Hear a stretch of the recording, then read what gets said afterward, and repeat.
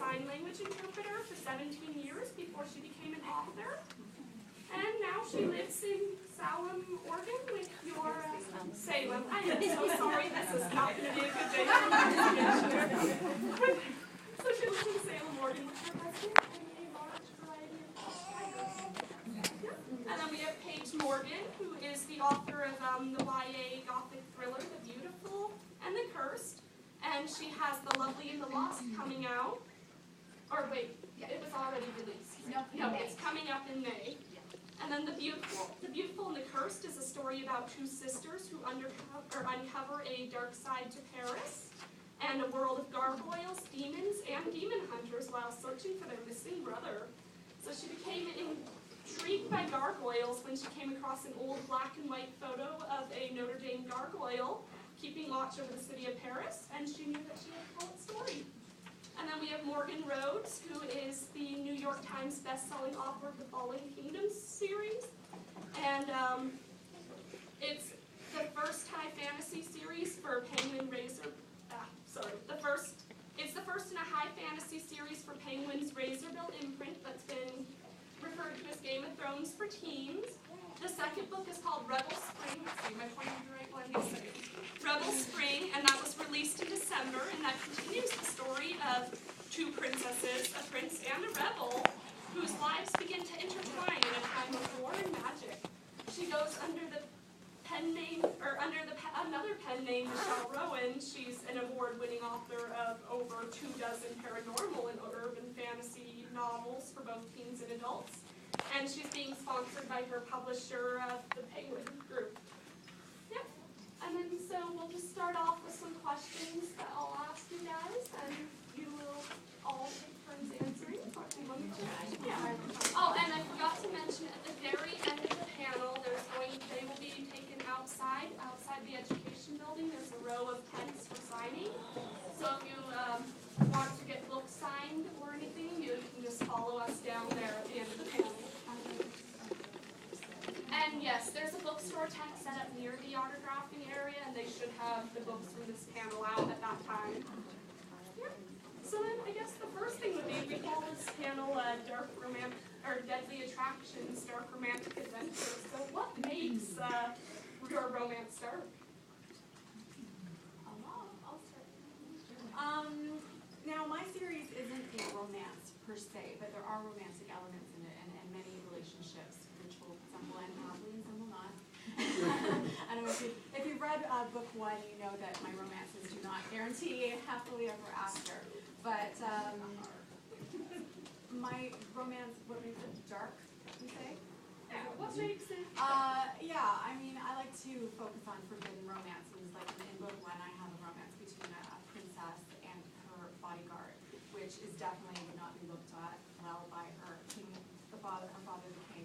And I also have another relationship where the brother is perhaps attracted to his sister in a way that probably isn't, would be described as dark, but that's definitely adjusted to right. And that would be the two romances in book one.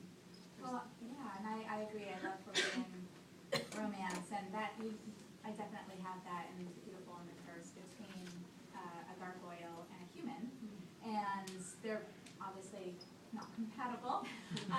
But I also think that atmosphere plays a really large role in Beautiful and the Cursed. I really wanted to capture a dark side of Paris. So atmosphere, forbidden love, just any time that to be with someone that you love, it requires some sort of sacrifice. I think that's usually raises the stakes and it really brings it to the darker side. Yeah, for me, sacrifice is a big theme in my series as well. And the dark part, I guess, of this series is in the prologue of book one. I have a love triangle in the book, so these two tigers are actually brothers.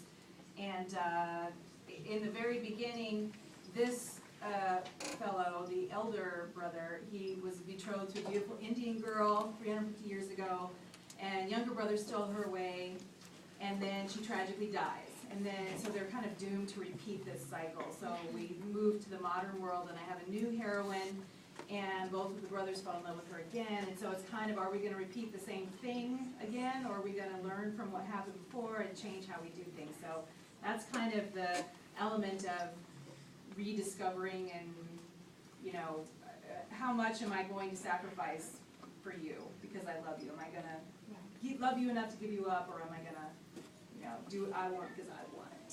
So. Okay, so then another question would be kind of on the same line as romance. In a lot of books, you have the characters, maybe not necessarily bad boys, but you have like these male characters that sometimes they are bad boys, sometimes they're more tougher guy characters. Why do the girls go for the bad boys? I think, well, generally, the two girls in my series, they're complete opposites. They're sisters and they love each other. And there's an older sister and a younger sister, but they're very much opposites. And the younger one is a little more spunky. The older one is more, staid, very going to follow the rules. So I guess you could call her goody two-shoes.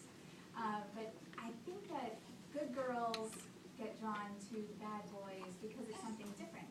It's something that you don't know. And even just admitting that you're interested in that darker side, that bad boy image, it's sort of an adventure to follow through and see what's going to happen. How far can I push this? What are the stakes? What are the consequences? Not knowing. I think just writing in general is an adventure. You start with one thing and you're going to end up with something completely different. And the same thing is with romances and relationships. You start with one thing, and as you follow this romance, you're never quite sure where it's going to go, where it's going to end up. You want to do that with someone not like you, so you can have a good time exploring and learning something new. Yeah, I mean, who doesn't like the bad boy? I mean, come on. Who likes Stefan better than Damon? I'm sorry, I don't know your friends. I'm sorry, I can't talk to you. Yeah, in Fallen Kingdoms, I definitely have two bad boys. Jonas the rebel, he's definitely driven by vengeance, but he's got a good heart.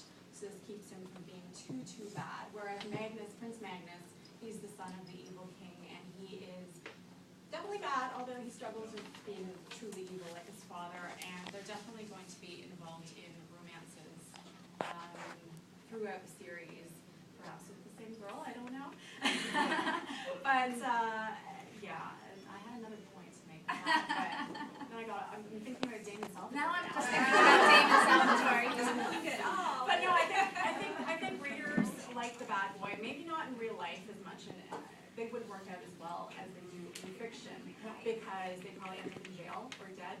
But I think readers really like the excitement of someone who's not going to give you everything you want, and you really have to fight. And at his heart, you know that he loves you, and he would never really hurt you. He might hurt everybody else, but he would never hurt you. I think that everybody has that rebel phase. I know I did when I was in high school. I definitely dated total opposites, and my parents were just going crazy. Like, motorcycles? No, he isn't. Yeah, what do you mean? He's been in juvie, and so That's different than the ones that we put in the books. So they're like murderers. right.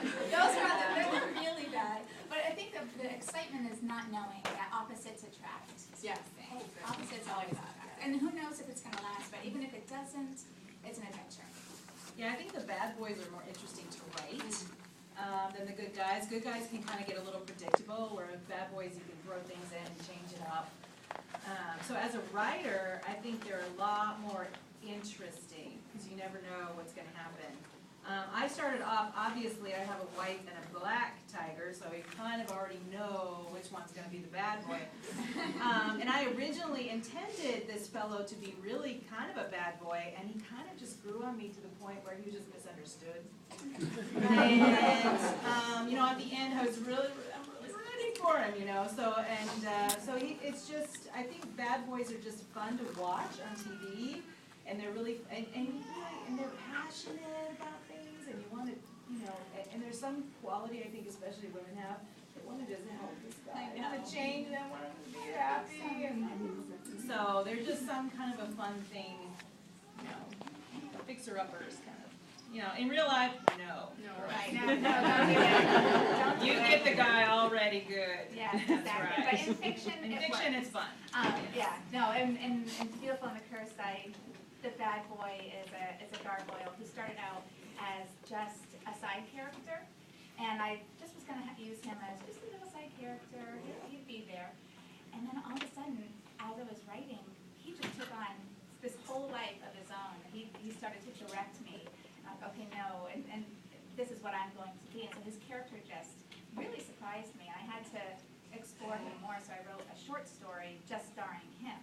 And so there's a little novella, and it goes between the first book and the second book. And he's a bad boy, but getting to know him and getting to know why he's bad he's not good, but he's not necessarily really bad either. Yeah, and I have to say that for Prince Magnus, he does horrible things in this book. He does. But at the end of the book, readers are just like, oh, I'm on Team Magnus. Oh, Like, he was my favorite. He was. I am He too, was my but favorite.